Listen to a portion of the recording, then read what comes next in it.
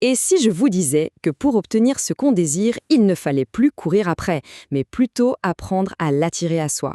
C'est une promesse assez fascinante et c'est exactement ce qu'on va explorer aujourd'hui en plongeant dans les travaux du docteur Joe Dispenza sur la science de l'abondance.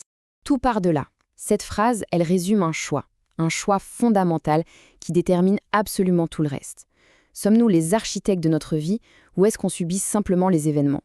La réponse qu'on apporte à cette question, eh bien, elle change tout. Alors, commençons par le début. Ces deux mentalités, ce sont deux façons radicalement différentes de voir le monde, et elles façonnent directement notre réalité, surtout notre rapport à l'argent et à l'abondance. Ok, d'un côté, on a la mentalité de victime. C'est simple, le monde extérieur dicte notre état intérieur. Le compte en banque est dans le rouge, donc on se sent mal, on ressent le manque. C'est une réaction. Et de l'autre côté, il y a la mentalité de créateur, qui inverse complètement la logique. Là, c'est notre état intérieur qui crée notre monde extérieur. L'émotion devient la cause et non plus juste la conséquence.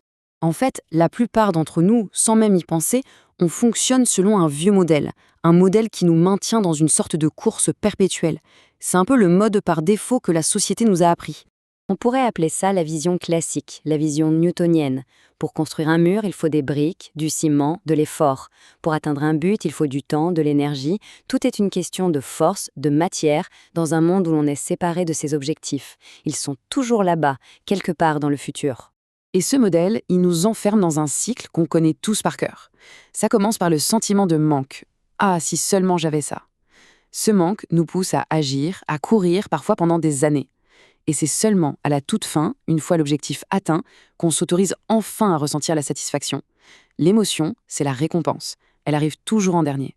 Mais, et si on pouvait inverser tout ce processus? C'est là qu'intervient un modèle de la réalité complètement différent. Un modèle qui propose de ne plus attendre, mais d'initier. Alors là, bienvenue dans le modèle quantique. L'idée, c'est que la réalité n'est pas seulement faite de matière solide, mais aussi d'énergie, de fréquences, d'informations. On ne crée plus en poussant des objets, mais en attirant des expériences à soi, depuis un champ invisible de potentialité. C'est un peu comme se connecter à un réseau invisible. Et voilà l'idée la plus déroutante et la plus puissante de toutes. Au lieu d'attendre que l'événement arrive pour ressentir l'émotion, il faut ressentir l'émotion pour que l'événement se produise. Il s'agit en fait d'enseigner à son corps, par le sentiment, à quoi ressemble ce futur qu'on désire. L'émotion devient un véritable aimant. D'accord, c'est bien beau tout ça. Mais concrètement, on fait comment? Eh bien, la formule proposée est en fait assez simple et élégante. Elle repose sur l'alliance de deux de nos plus grandes forces, la clarté de l'esprit et la puissance du cœur. Alors, la première partie de l'équation, c'est le cerveau. Imaginez-le comme un émetteur Wi-Fi super puissant. Son rôle, c'est d'envoyer un signal parfaitement clair et précis dans ce champ quantique. C'est l'intention, c'est le quoi. Un cerveau cohérent, c'est un signal qui n'est pas brouillé, qui est pur. Et la deuxième partie, c'est le cœur. Si le cerveau envoie le signal, le cœur, lui, c'est l'aimant.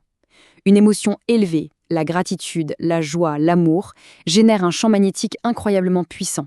C'est ce champ qui va littéralement attirer l'expérience correspondante à soi. Le cerveau dit ce qu'on veut, le cœur le tire vers nous. Les deux sont absolument inséparables.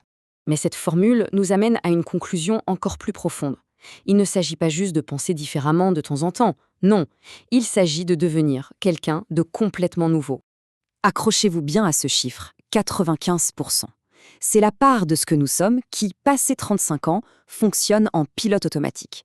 Des pensées qu'on a tous les jours, des émotions familières, des comportements appris et répétés en boucle. Notre vie actuelle est le résultat direct de ce programme. Donc, pour créer un nouveau futur, il faut reprogrammer ces 95%. Le véritable travail, le vrai de vrai, il est là. Il s'agit de déconstruire l'ancienne personnalité. Ça veut dire quoi? Ça veut dire observer nos pensées sans s'y accrocher. Arrêter de se raconter encore et encore les histoires du passé qui nous gardent prisonniers.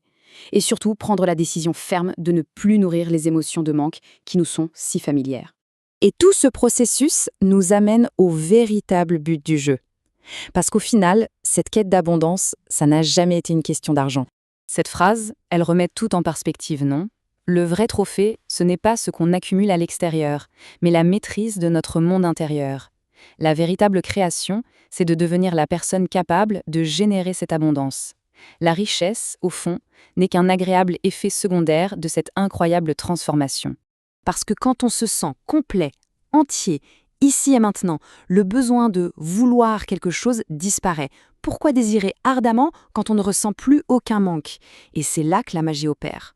Dans cet état, on n'a plus besoin d'attirer quoi que ce soit, on rayonne, et la création devient une conséquence naturelle de qui on est devenu. Au final, la question n'est donc plus comment obtenir la richesse, mais plutôt qui doit-on devenir pour pouvoir la générer. C'est un choix, une décision qu'on prend pas pour un futur lointain, mais à chaque instant, à chaque pensée, à chaque émotion.